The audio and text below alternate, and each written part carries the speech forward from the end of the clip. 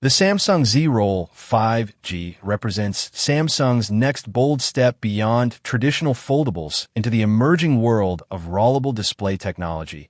aiming to redefine how smartphones adapt to user needs. Instead of folding, its rollable OLED screen can expand smoothly from a compact phone size to a tablet-like 12.4-inch display with a 144 Hz refresh rate, delivering vibrant visuals and ultra-smooth interaction without the creases typical of foldable screens. Under the hood, the Z Roll 5G is expected to be powered by a top-tier Snapdragon processor, paired with up to 16 gigabytes of RAM and generous storage, ensuring flagship-level performance for gaming, multitasking, and productivity tasks. Photography is also a focus, with a 200MP main camera and advanced imaging tech that adapts between high-resolution and versatile shooting modes, while features like a 12MP under-display front camera keep the design sleek and uninterrupted. A robust 8,000 mAh battery with fast wired and wireless charging keeps the device powered throughout the day,